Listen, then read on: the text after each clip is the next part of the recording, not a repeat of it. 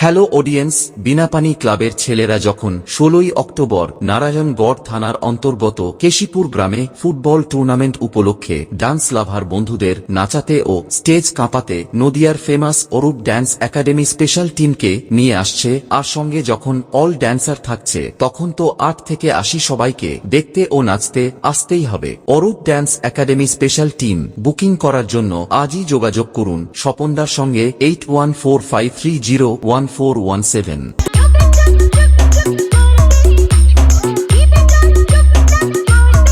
Shambhu status.